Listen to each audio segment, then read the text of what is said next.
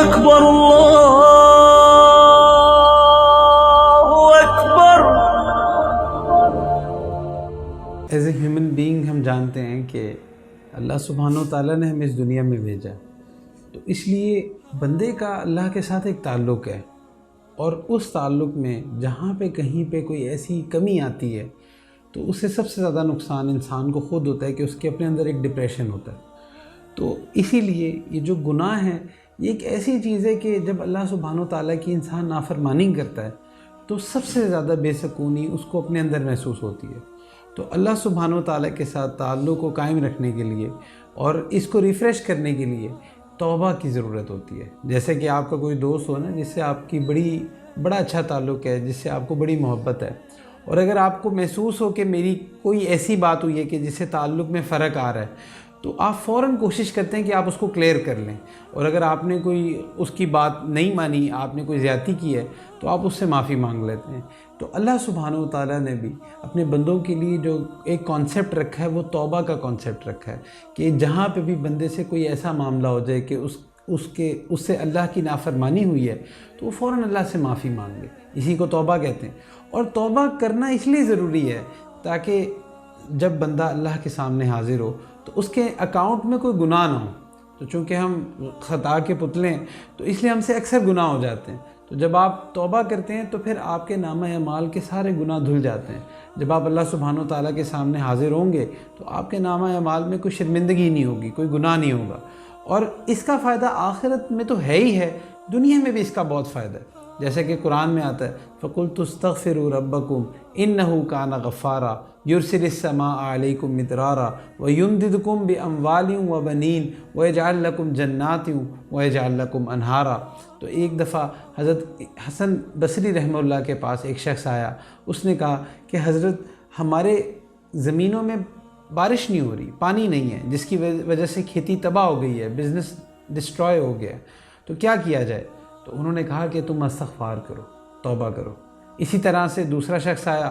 اس نے کہا کہ حضرت میری اولاد نہیں ہے، میں چاہتا ہوں کہ میرے بیٹے ہوں جو آگے میرے بزنس کو سسٹین کریں، آگے میرے بازو بنیں.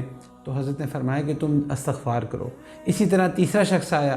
اس نے بھی اسی طرح کی اپنی کوئی حاجت رکھی تو اس کو بھی حضرت نے کہا کہ تم استغفار کرو. تو جو حضرت کا خادم تھا وہ ساتھ بیٹھا تھا. تو اس نے کہا کہ حضرت یہ کیا بات ہے، ان تمام لوگوں کے مسائل تو ڈیفرنٹ تھے لیکن آپ نے ان تمام لوگوں کو ایک ہی وظیفہ دیا ہے اور وہ یہ کہ آپ توبہ کرو. تو حضرت نے پھر یہ آیت پڑھی تھی اور فرمایا تھا دیکھو اللہ سبحانہ و تعالیٰ فرماتے ہیں کہ جو شخص توبہ کرتا ہے اللہ سبحانہ و تعالیٰ آسمان سے پانی بھی برساتے ہیں اور اس کی مدد بھی کرتے ہیں مال کے ذریعے، بیٹوں کے ذریعے. تو اس کا مطلب یہ کہ جب کوئی شخص دنیا میں توبہ کرتا ہے تو اس کا فائدہ آخرت میں تو ہوتا ہی ہے، دنیا میں بھی اس کو بہت فائدہ ہوتا ہے. اس کے اکثر کام ایسے ہوتے ہیں جو اس کے گناہوں کی وجہ سے پھنسے ہوتے ہیں تو اللہ سبحانہ و تعالیٰ ان کاموں کو کھول دیتے ہیں. اسی طرح سے جو شخص استغفار کی کثرت کرتا ہے اللہ سبحانہ و تعالیٰ اس کے رزق میں اضافہ فرما دیتے ہیں، اس کے لیے رزق کی تنگیاں دور ہو جاتی ہیں. آپ دیکھیں کہ حضرت یونس علیہ السلام کی جو قوم تھی ان پر عذاب آ رہا تھا تو حضرت یونس علیہ السلام مایوس ہو کے وہاں سے نکل گئے تھے اور اس قوم نے توبہ کر لی تھی تو وہ آیا ہوا عذاب جو کہ آ رہا تھا وہ اللہ نے ٹال دیا تھا. اور اسی طرح سے جب حضرت یونس علیہ السلام مچھلی کے پیٹ میں چلے گئے تھے تو انہوں نے بھی وہاں پر توبہ ہی کی تھی، استغفار کی تھی، لا الہ الا انت سبحانک انی کنت من الظالمین. تو اصل میں بیسیکلی یہ کیا ہے؟ یہ استغفار ہے نا، یہ توبہ ہے.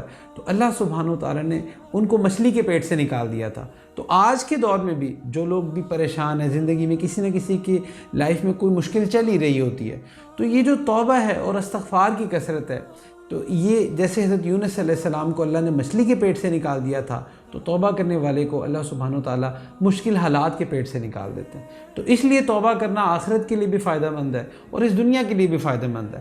اب اکثر لوگ ہوتے ہیں وہ یہ سوچ رہے ہوتے ہیں کہ ہماری دعائیں قبول نہیں ہو رہی، ہماری ڈیلز نہیں ہو رہی. تو ہو سکتا ہے کہ کوئی ان کا ایسا گناہ ہو جس کی وجہ سے ان کے معاملات پھنسے ہوں. اس لیے آپ نے اکثر دیکھا ہوگا کہ لوگوں کے گھروں میں پریشانی آتی ہے نا تو لوگ کہتے تھے کہ بھئی 1.25 لاکھ دفعہ آیت کریمہ پڑھاؤ، 1.25 لاکھ دفعہ یہ پڑھواؤ۔